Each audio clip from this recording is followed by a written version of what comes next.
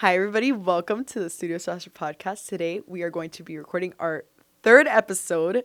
Thank you, Jesus. I am so happy about this, guys. Today, we are here with Luna Sophia. Hello. How are you? Hello. I am good. How are you? I'm super excited to be here. I am so excited for her. Guys, Luna is a queen. Like, you guys are not ready for this. I'm not ready for this. I'm just so happy that she's here.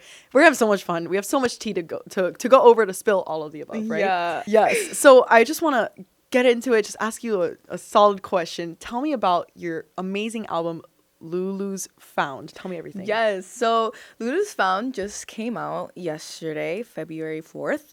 And this album has been like waiting to come out. Really? I've had like music that has been recorded since I was like 15. 15? And how old are you now? I'm 18. I'm about You're to turn 19, 18? yeah. Oh my goodness. So I've had this music recorded since I was 15, and I think it's a little evolution of like my voice and how it's progressively like yeah, as you got older and your journey. grown. So you will hear like the song Stay. I recorded it when I was 14. I think, yeah, like 14, 15. Wow. And then as I got older, I recorded El Pescador, Dernière Danse. And lastly, the song was La Bohème, which is in English, in French, and in Spanish. I tried to bring like classical music back in a way. As you should. And I really think, I just love it. This album was recorded in Gaia Studios in Miami, where Carlos Vives recorded his first album. Wow. And I was like, oh my gosh, I can't believe I'm standing here when I went. No, of course, exciting. girl. So let me ask you a question about your album. Your songs, would you say that they're relatively in the same urban genre, all of them, or they're a little bit different? They're all a little bit different. So when you hear Dernière Danse, it's like, Dernière Danse. It's like a little like EDM. Oh, and wow. then it's like a little EDM vibe you hear. And then for El Pescador, it's a traditional Colombian song. And I know you're Colombian. Yes, so we love Colombian music. We've been bonding over that with our little cafecito. Our little cafecito. This video is sponsored by Abus Coffee. Abus Coffee. You know. Best coffee out there, guys. Yes. Putting it there. But yeah, El Pescador is definitely a traditional Colombian song that's more modernized. So I'm trying to bring back old music and modernize it. Just like La Bohème. Just La like Bohème La Bohème. is, yeah, the song really inspired me to actually start up a career in music. Wow. And really, I sang this song for my professor, I think my sophomore year of high school. Tell me about what happened with La Bohème and your teacher. Okay. Yeah, so this song was meant for this event called Café Amore in high school. So we sang like love songs every year. Oh, wow. Like, that's so cute. It was like a cute little event, right? Yes. And I was like, okay, which love song? And I looked up on Google. I'm like, okay, love songs. And I saw La Bohème. And I was like, girl, what is this? So I picked it up and I saw that Charles Aznavour, like, he did it in English, Spanish, French, and Portuguese. I'm like, okay, why not do it in all three languages that I know and love? Like, by heart, I'm French, by the way. Yes, we've established that Luna Sophia is actually born and raised in Paris, even though she speaks full English. Yeah. Like, my kids are gonna learn French. I'm French, je suis française. Like, that's just who I am. I'm sorry. I love that for you. But yeah, I decided to sing that song and I auditioned for the first time. I was super nervous. Wow. I was like, in middle school, I like literally, I was like honorary tenor. I was a soprano. I was an alto. And you did all of the above. Yeah. And then I went to high school and I was like, I'm so scared. Oh my goodness. I'm so scared to be here right now. And same thing happened in college. It's happening right now. Yes.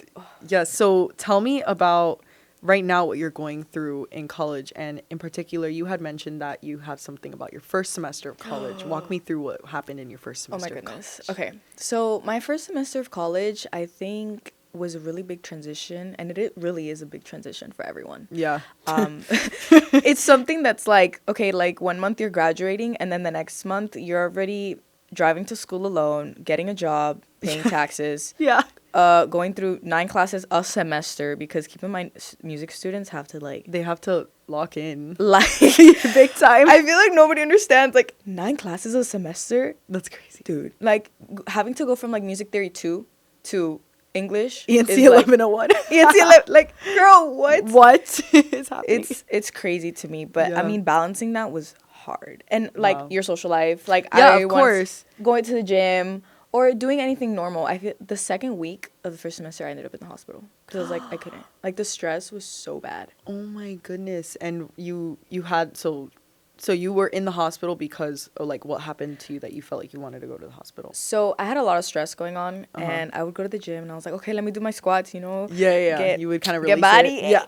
You know what I'm saying? Body tea. And at one point, I did so much weight that I was like, okay, my back hurts. I couldn't move. I literally couldn't move. Oh my. And I was like, I need to go to the hospital. I need to go to the hospital. And then the doctor told me, like, do you do like a lot? And I was like, yeah. I'm shocked. I was like, yeah. They're like a lot. And I was like, yeah, like I do a lot. Like I manage, I do this, I do that. I also go to the gym, and I've been doing like a lot of weight lately because me la creí. I was like, yeah, okay, I got can do this. Like, you know. No. I feel like sometimes, you know, you have to give yourself grace because that's a rough adjustment. You're in high school, and you know, life is in high school and everything's in high school, and then you blink and it's like, okay, I'm an adult and I have responsibilities, and it's like, whoa. And it's in a span of like 3 months, you know, so it's a little bit of a shock for some people, and then, you know, everybody throws themselves into different things. Like for you, like it could be working out, which is so good for you. Yeah. And then there's also people who throw themselves into like their work and this and that to like kind of like manage their stress, but at some point, like, you can just get to a point where it's so much stress that you just can't anymore. You know, you reach your breaking point, and that's the thing. I was like, let me go to the gym. Let me find a part-time job. I want an actual job. Let me find an actual job. So I worked at this beautiful place called the Caribe Dance Studio. We love Caribe Dance Studio. I love you guys. I love you guys. Shout out to Jose Luis. Love you so much. And Adriana. And Adriana, my queen. She's oh my gosh. an amazing manager. Love and her. I really enjoyed my time there, but I realized I was like, I can't do this. Like, this Yeah. is so much to be able to balance school and work and all of that. Yeah. I need to give myself some compassion. And honestly, I would come home crying every night. I would be like, I can't do this. I can't do this. And it was a push forward because I was like, usually musicians, you go through a lot. We go through a lot of practice, a lot of hours, a lot of gigs, a lot of imposter syndrome. Yes, and a lot of opinions too. Yeah, a lot of opinions that you feel so conscious of. Yes, 100%. And it's being what my mom calls fuerte de corazón. Wow. 100%. And when you're strong and by heart, you push forward and you keep saying, okay, I can do this no matter what.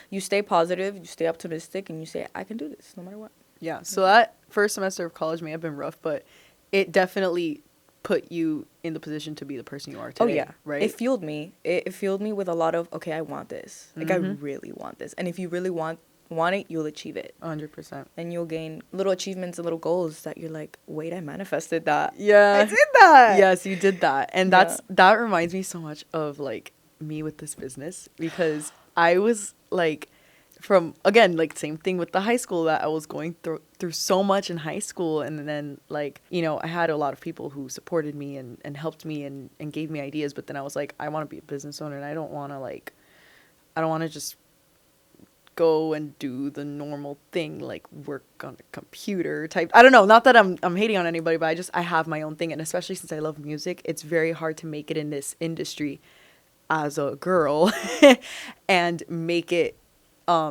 you know, financially, right? Because let's be real, like, what are you gonna like gigs are hard to land. Gigs are hard to, you know, and I also feel like I like doing the behind the scenes stuff too. So you like doing everything at once. Yes, we're the same. You want to event coordinate, you want to promote, you want to be the singer on stage too, though. But you also want to be the marketer who be the one posting. Exactly. You get it. So that's where I was like, I'm just gonna make my business, and then that reminds me so much of like what I went through, and it's just so similar, and it's crazy how similar we are.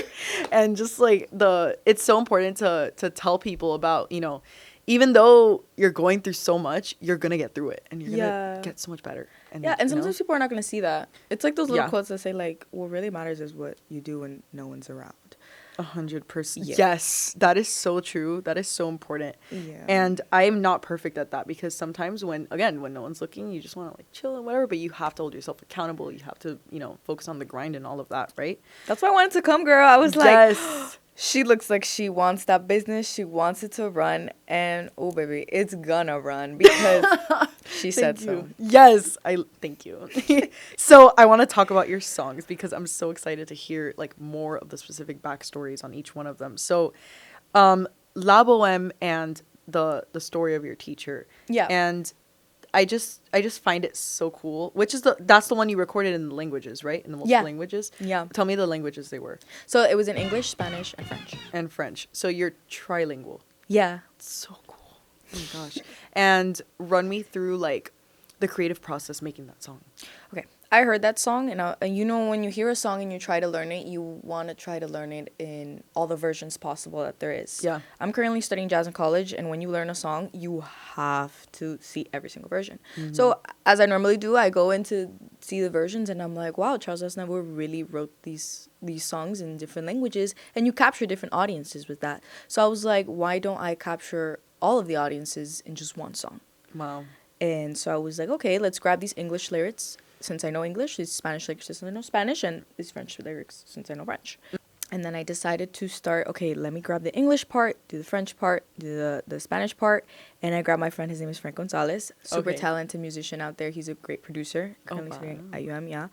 And he helped me write the accompaniment for the song. Mm-hmm. Obviously, it's not an original, but I feel like the lyrics and the combination of my voice and Frank's piano makes it so original. And it's a reflection of you and your creativity. You know, sometimes people have like the bones, but they are the ones who kind of make that song fly. Kind of like Dolly Parton and I Will Always Love You and Whitney Houston, like similar things. So we have to make sure that, you know, your version is out there because people have probably heard the other one, but this is yours. You know what I mean? It makes yours unique. Sure. I love that for you. And for El Pescador, she told me it's a traditional Colombian song. I was like, what? So I'm very invested in this one. I'm not gonna lie. I need to know the creative process of this one. So El Pescador was made with Leonie Torres, pianist. You know Leonie Torres. Yes, of course. You're a salsa lover. Yes. So you must know. Yeah. So his pianist was my producer for this song. They made the original track in the back, which was amazing, a modernization of it. When making this piece, I was 16. Wow. And that's so cool. Yes. Like, genuinely. I was like, this album is long overdue. I need to post this right now. Yes. Right now, because it's not only that, but I'm ready to get started. So I'm ready to write my music. I'm ready to start being out there. It kind of gets to a point where you're tired of being underground and saying you're going to do a bunch of stuff and you don't do it. Yeah. Like, I'm in that era where I'm just like, okay. It needs to get done. We're locked in. And how long are you giving yourself? Okay. Good question. I'm giving myself around 4 years to be deep into the music industry for me to actually go ahead and commit fully to this. Obviously, I'm committed fully. 100%. But 4 years to be an artist, 4 years to gig, 4 years to do this. And if I say, okay, like, I'm deep into this, like, I really like this, I want to keep going, I'm going to do it. Okay. You know? Very cool. So. And do you see yourself continuing with it? Is that the track you're on? Because in my opinion, you definitely are. Because I've seen her post, I've seen you do things. I'm like, wait, what? Like, girl. And speaking of which, like, tell me what it is that you're doing in March, because this is like this was so cool to me. So tell me everything. Okay, so recent gigs that we have coming, February 14th, I will be doing a tribute to todos los mejores de la música romántica. I'll be Isabel Pantoja. Oh, wow. Yes. It will be in the Salon Tropical, which is my mom's business. Oh, my goodness. That's amazing. Yes. We all run our little business. I help my mom run her business. That's my point of being in college, is to be able to gain enough, like, information for me to go and help her out. And help her? Mm-hmm. Yeah. But she's an amazing, hardworking woman. I look up to women that are in this music industry, dándole duro, doing things that keep them going. I support it 100%. So yeah, February 14th, then March 15th, I'm going to be in Carnaval, Miami, in La Calle 8. Oh, wow, La Calle 8. I love it there. And then March 20th, we're going to have a live speakeasy with poetry and music. Okay. It's going to be a great night with a beautiful program, so you guys should come out. It's going to be at the Love Story Winery and Bistro. Shout out to a love story. We love a love story. We love story. Yeah, we love.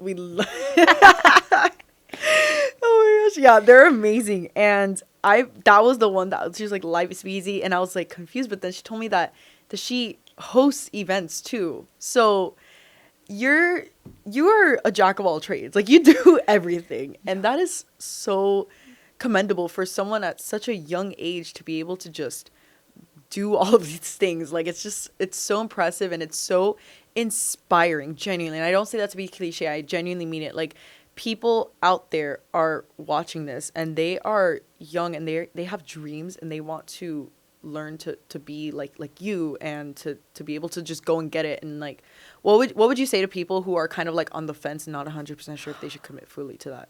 Well, ask yourself if you really want it. Mm-hmm. Do you really want to be there?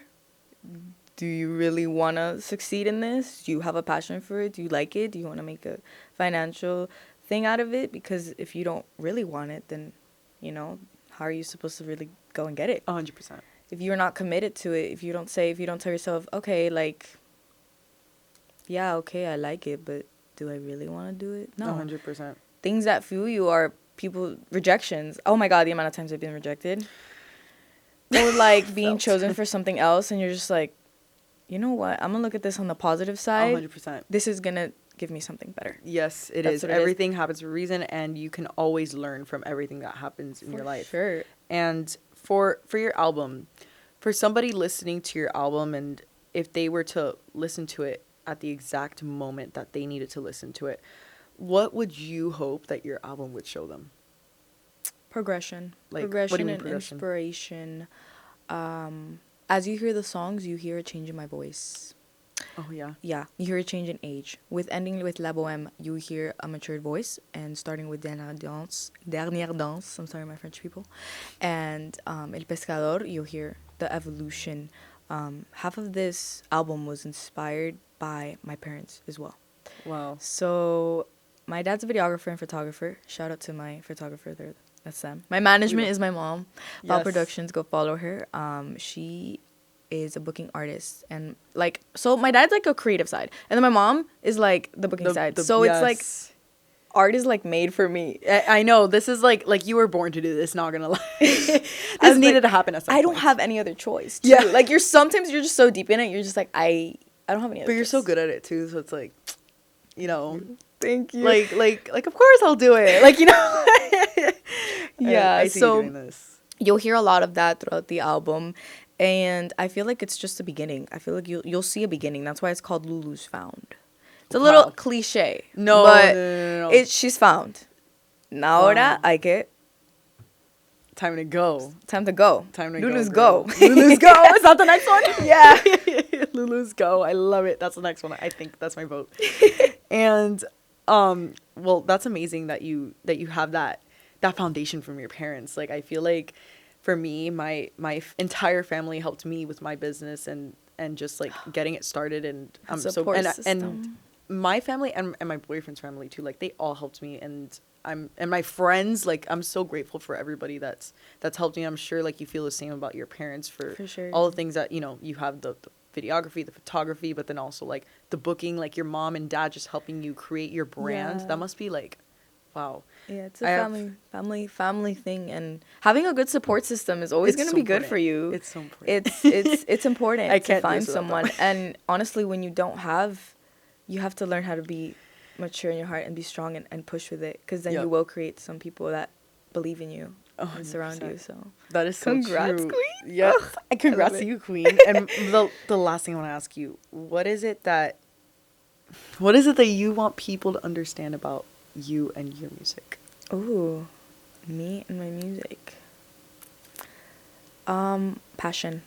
Okay. Oh yeah. At the end of the day, I do this because it's fun, because it fuels me, and because it brings me happiness. Wow. And bringing other people happiness is the point in life. If you're not happy where you are, why are you there? Yeah, 100%. Sometimes it's hard. Sometimes you won't be happy, but it's the point in a lot of things. And sometimes the emotional music is very emotional, as you know. It is. And being sad or being happy sometimes, it's okay. And I think being real with people, that's 100%. My answer. Like, that's my answer. I'm such an honest person.